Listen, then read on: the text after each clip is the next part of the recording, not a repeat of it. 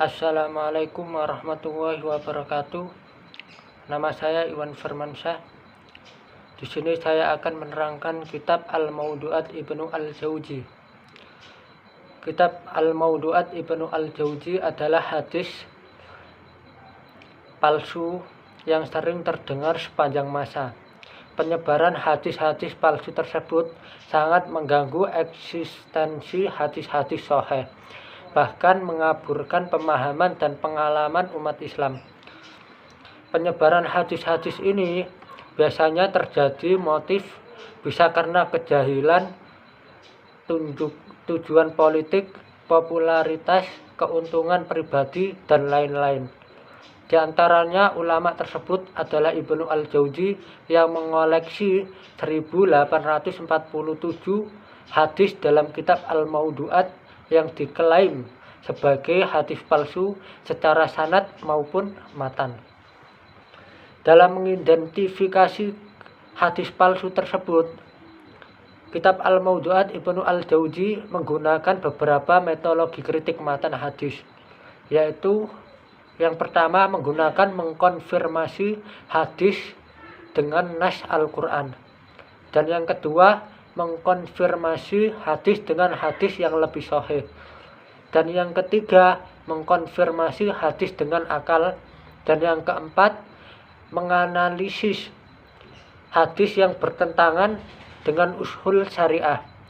Dengan mengetahui metodologi kritik matan hadis akan membantu dalam menyikapi hadis-hadis palsu secara matan yang beredar di kalangan umat Islam, sehingga dapat meminimalisir penggunanya, bahkan meninggalkan beberapa tidak terperangkap dalam mengutip hadis maudhu' yang dianggap sebagai hadis sahih.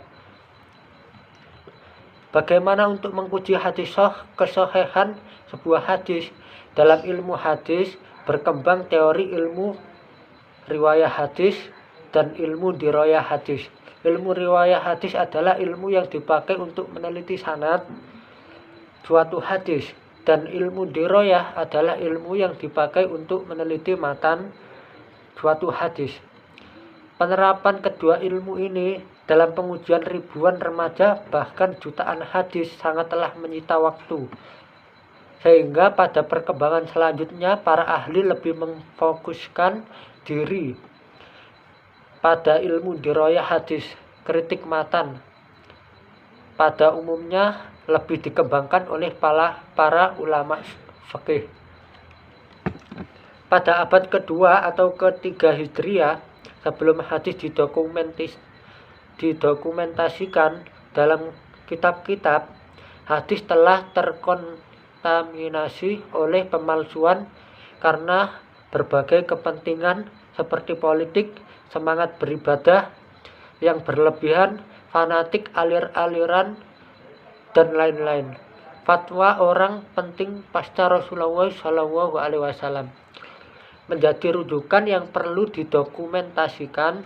Maka pekerjaan dokumentasi hadis Nabi SAW dituntut memilah mana yang berasal dari Rasulullah dan mana yang bukan dari Rasulullah. Dokumen atau catatan hadis karena tidak terlepas dari keragaman daya tangkap para periwayat, maka kualitas hadisnya pun beragam. Maka muncullah aksi kritik hadis. Kritik hadis tidak dimaksudkan untuk menguji ajaran Rasulullah SAW, tetapi menguji daya tangkap dan kejujuran para periwayat. Menolak hadis bukan berarti menolak klaim, bahkan riwayat itu dari Rasulullah. Maka kritik hadis memberi kontribusi memilah hadis yang berasal dari Rasulullah dan dari yang bukan dari Rasulullah. Nah, kita akan mempelajari biografi Ibnu Al-Jauzi. Biografi Ibnu Al-Jauzi, beliau bernama Abu Al-Faraj Abdullah Ar-Rahman bin Abi Hasan Ali bin Muhammad bin Ubaidillah bin Abdullah bin Hamadi bin Ahmad bin Muhammad bin Ja'far al-Jauzi bin Abdullah bin Qasim bin al-Nadar bin Qasim bin Muhammad bin Abdullah bin Abbad. Beliau lahir pada tahun 510 Hijriah di Baghdad pada suatu tempat yang bernama Dar Habib. Terdapat beberapa ulama dalam menetapkan tahun kelahiran Ibnu al-Jauzi karena pada masa itu orang-orang tidak terlalu memperhatikan tentang tanggal kelahiran seseorang. Keluarga Ibnu al-Jauzi bukanlah keluarga yang bergelut dalam dunia pendidikan, melainkan sibuk dengan jual beli dan penigaan. Hal ini diungkap oleh Ibnu al-Jauzi dalam kitab Lutfah al-Qadab. Beliau berkata, "Ketahuilah wahai anakku, sesungguhnya kita berasal dari keturunan Abu Bakar al-Siddiq dan nenek moyang sebut dengan jual beli dan penigaan. Tidak ada yang terlibat dalam dunia pendidikan selain diriku." Ayah Ibnu al-Jauzi, Ali bin Muhammad, wafat pada tahun 514 Hijriah. Ketika beliau berusia 3 tahun, Ibnu al-Jauzi besar di kota Baghdad. Dia telah mencari ilmu semenjak masih kecil. Karena dia telah hafal Al-Quran, pada usia dini dia menimba ilmu hadis kepada Abu al-Fadl bin Nasr al-Hambali, wafat 550 Hijriah atau 1155 Masehi.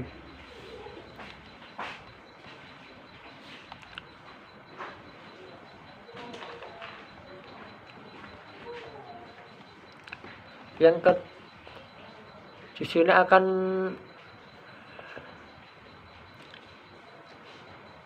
mengenal lebih dekat kitab Al-Mawdu'at. Kitab Al-Mawdu'at merupakan salah satu di antara beberapa karya Ibnu al-Jauzi dalam bidang ilmu hadis.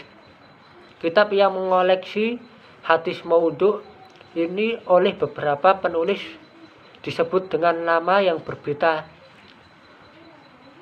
Imam Al-Suyuti 911 Hijriah atau 1505 Masehi dan Al-Mustafa Al-Sibai menyebut kitab Al-Mawdu'at. Muhammad Al-Ajaj Al-Khatib dan Muhammad Mahfud bin Abdullah At-Tirmidzi menyebutkan kitab Al-Mawdu'at Al-Kubra, sementara Ibnu al-Jauzi sendiri memberi judul Al-Mawdu'at min Al-Hadis Al-Marfu'ah. Menurut pengakuan beliau, kitab ini ditulis atas permintaan muridnya yang ingin mengetahui hadis-hadis maudhu', sehingga beliau berkenan memenuhi dan menyusun beberapa bab-bab fikih agar mudah mencari hadis-hadis yang diinginkan. Kitab ini terdiri atas 2 bagian, yaitu pendahuluan kitab dan isi kitab yang terdiri dari koleksi hadis-hadis maudhu'.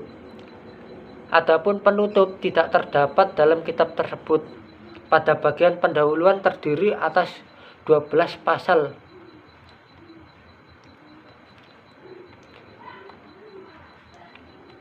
Kitab Al-Mawdu'at ini rincian kandung tiap jilid dalam dikemukakan sebagai berikut.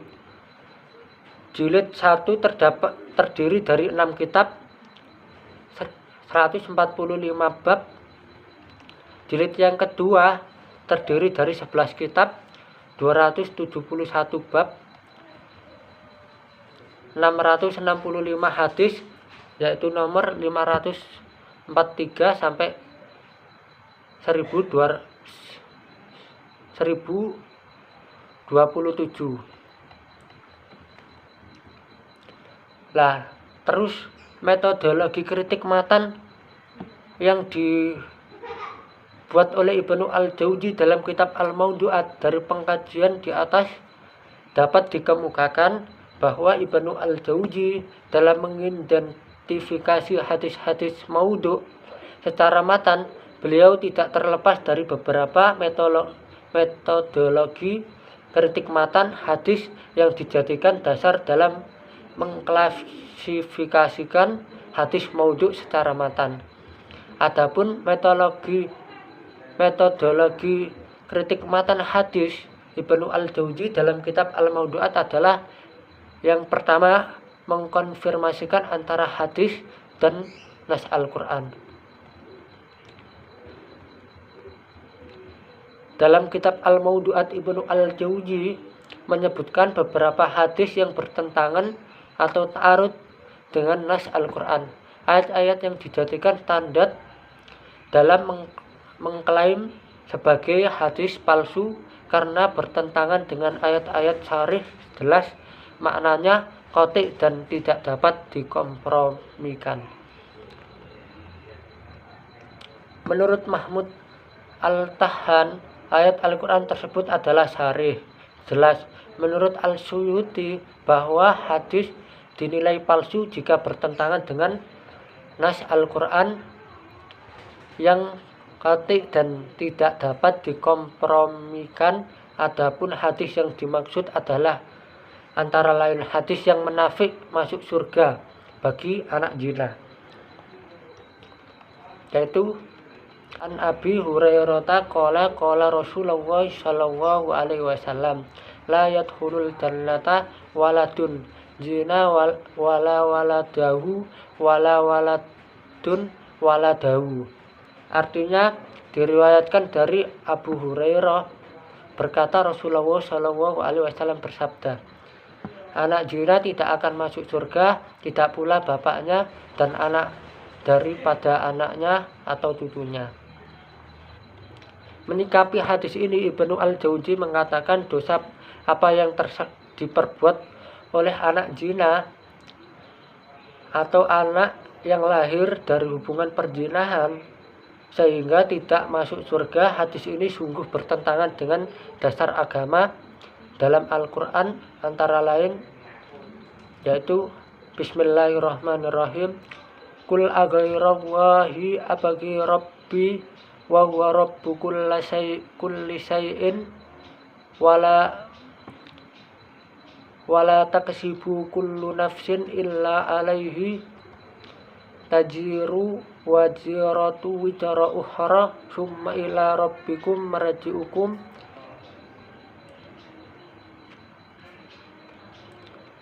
fayunabbi'ukum bima kuntum fihi tahtalifun. Yang artinya, katakan Muhammad, apakah patut aku mencari Tuhan selain Allah, padahal dialah Tuhan bagi segala sesuatu. Setiap perbuatan dosa seseorang terdiri dari yang bertanggung jawab, dan seorang tidak akan memikul beban dosa orang lain. Kemudian kepada Tuhanmu lah kamu kembali, dan akan diberitahukannya kepadamu apa yang dahulu kamu perselisihkan. Ada lagi dalam ayat Al-Quran, yaitu kullu nafsim bima kasabat rohinah. Terjemahnya adalah tiap-tiap diri bertanggung jawab atas apa yang telah diperbuatnya. Quran surat Al-Mudassir ayat 38. Ayat di atas menunjukkan bahwa setiap orang memikul dan bertanggung jawab atas dosa yang telah diperbuatnya tanpa ditanggung oleh orang lain. Mengkonfirmasi hadis dengan hadis yang lebih sahih. Metodologi selanjutnya yang digunakan oleh Ibnu Al-Jauzi dalam kitab Al-Maudhu'at adalah mengkonfirmasikan dengan hadis yang lebih sahih. Contohnya, an Abi Hurairah qala Rasulullah sallallahu alaihi wasallam la taqulu ramadana fa illa ramadana ismullah walakin qulu syahrur ramadan. Yang artinya, dari Abu Hurairah berkata, Rasulullah Shallallahu Alaihi Wasallam bersabda, Jangan kalian mengatakan Ramadan karena sesungguhnya Ramadan adalah nama Allah. Akan tetapi katakan Syahrul Ramadan. Ibnu Al-Jauzi mengatakan hadis ini adalah hadis maudhu dan sama sekali tidak memiliki sumber. Tidak ada seorang pun yang mengatakan bahwa Ramadan adalah salah satu nama Allah Subhanahu. Dan tidak boleh menamainya Ramadan menurut ijma. Hadis di atas bertentangan dengan hadis sahih yang diriwayatkan Abu Hurairah. An Abi Hurairah radhiyallahu anhu anna Rasulullah sallallahu alaihi wasallam qala idza jaa ramadhanu futtihat abwabul jannati wa ghulliqat abwabun nari wa suffit datis sayati. Dari Abu Hurairah radhiyallahu an berkata bahwa Rasulullah sallallahu alaihi wasallam bersabda, apabila Ramadan tiba, pintu surga dibuka, pintu neraka ditutup, dan setan dibelenggu. Hadis riwayat Bukhari Muslim.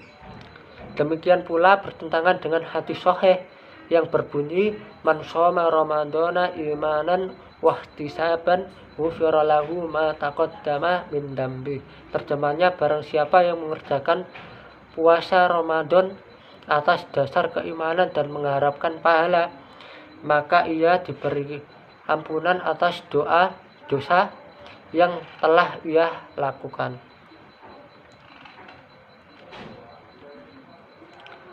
Dari kedua hadis sahih tersebut hanya menyebutkan kata Ramadan dan bukan dengan Syahrul Ramadan. Dengan demikian dapat dikatakan bahwa hadis yang pertama adalah maudhu karena bertentangan dengan hadis yang lebih sahih dan pertentangan tersebut tidak dapat dikompromikan. Yang ketiga, mengkonfirmasi hadis dengan akal. Metode ketiga yang digunakan Ibnu Al-Jauzi dalam kritik matan hadis adalah mengkonfirmasikan dalam akal. Dalam Al-Quran maupun hadis sering ditemukan hal-hal yang tidak dapat diterima oleh akal. Akan tetapi itu bukanlah suatu alasan untuk menolak ayat dan hadis tersebut karena tidak diterimanya oleh akal. Bisa jadi karena kejadian tersebut di luar jangkauan akal sehingga tidak sanggup menerimanya, atau mungkin akal belum sanggup membuktikan akan kebenarannya dengan menunjukkan bukti-bukti. Akan tetapi yang dimaksud dalam pembahasan ini adalah hadis yang bertentangan dengan akal dan tidak dapat diinterpretasikan. Seperti hadis berikut yang diungkapkan oleh Ibnu Al-Jauzi dalam kitab Al-Mawdu'at, yang artinya dikatakan, wahai Rasulullah, berasal dari apa Tuhan kita? Apakah dia berasal dari air yang mengalir? Rasulullah Shallallahu Alaihi Wasallam menjawab, bukan, berasal dari bumi dan bukan pula berasal dari langit. Dia menciptakan kuda lalu memacunya hingga berkeringat, kemudian menciptakan dirinya dari keringat tersebut. Dalam mengomentari hadis tersebut, Ibnu Al-Jauzi mengatakan tidak ada lagi keraguan akan kepalsuan hadis ini, dan tidaklah seorang muslim berbuat seperti itu karena mustahil bagi pencipta menciptakan dirinya sendiri. Lanjut beliau mengatakan, semua hadis yang kamu lihat bertentangan dengan akal atau dasar-dasar syariah, maka ketahuilah bahwa hadis itu adalah hadis maudhu. Yang keempat, yang terakhir, menganalisis hadis yang bertentangan dengan ushul syariah. Di antara dasar syariat Islam adalah keadilan terhadap setiap hukum dan memberikan pahala dan siksaan terhadap pelakunya. Semua amalan akan dibalas dengan setimpal sesuai usaha dan pengorbanan seorang, sebagaimana dikatakan Rasulullah SAW kepada Aisyah ketika meminta kepadanya untuk melaksanakan umrah Lalu Rasulullah Shallallahu Alaihi Wasallam memerintahkan untuk keluar berihram di Tanim. Seraya berkata, walakinnaha ala qadri nasibaka. Artinya, akan tetapi pahala kamu sesuai dengan usahamu. Berdasarkan hadis ini, Imam An-Nawawi mengatakan jelaslah bahwa pahala ibadah menjadi banyaknya sesuai dengan banyaknya usaha atau pengorbanan. Demikian pula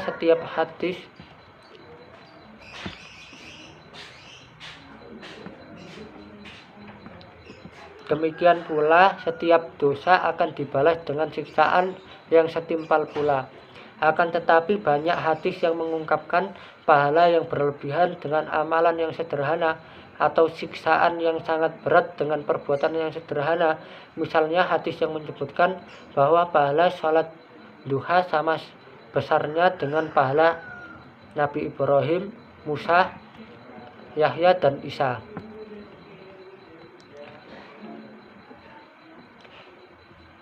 Hadis yang artinya barang siapa yang melaksanakan sholat duha 40 rakaat pada hari Jumat dan membaca Alhamdulillah surat Al-Fatihah 10 kali, Kul a'udzu birab al-falak 10 kali, Kul a'udzu birabbin nas 10 kali, Kul huwallahu ahad 10 kali, Kul ya ayyuhal kafirun 10 kali, ayat kursi 10 kali. Barang siapa yang sholat seperti itu, Allah akan menghindari dia dari bahaya di malam hari dan siang hari. Demi yang mengutuskan aku dengan suatu kebenaran, sesungguhnya dia mendapatkan pahala seperti pahala Nabi Ibrahim, Musa, Yahya, dan Isa. Menurut Ibnu Al-Jauzi, hadis yang ada ini tidak mungkin dapat diterima oleh akal sehat karena menyebutkan pahala yang sangat berlebihan dengan amalan yang sangat sederhana, terlebih ketika disetarakan dengan pahala keempat nabi, yaitu Nabi Ibrahim, Musa, Yahya, dan Isa. Betapa banyak perjuangan dan pengorbanan para nabi tersebut dalam menegakkan syariat Allah, sehingga tidak jarang mendapatkan perlakuan zalim dan bantahan dari umatnya. Apakah semua ini sebanding dengan sholat duha 4 rakaat pada hari Jumat? Ibnu Al-Jauzi maupun ulama lainnya sangat banyak mengungkapkan hadis yang bertentangan dengan ushul syariah. Misalnya hadis yang menyebutkan pahala yang berlebihan dengan amalan sederhana atau siksaan yang berlebihan dengan pelanggaran yang sederhana. Hadis semacam itu dinilai palsu karena merusak keseimbangan antara perbuatan dan amal yang merupakan dasar syariah yang bersumber dari Rasulullah Shallallahu Alaihi Wasallam. Sehingga dari tegas beliau mengklaim sebagai hadis palsu sama sekali tidak bersumber pada Nabi Muhammad Shallallahu Alaihi Wasallam. Dari kesimpulan, kitab hadis Al-Maudu'at itu memberikan kesimpulan pada semua siapapun bahwa hadis-hadis palsu yang sering terdengar sepanjang masa menyebarkan hadis-hadis palsu tersebut sangat mengganggu eksistensi hadis-hadis sahih, bahkan mengaburkan pemahaman dan pengalaman umat Islam. Penyebaran hadis-hadis ini bisa terjadi karena motif, bisa karena kejahilan, tujuan politik, popularitas, keuntungan pribadi, dan lain-lain. Terima kasih. Wassalamualaikum warahmatullahi wabarakatuh.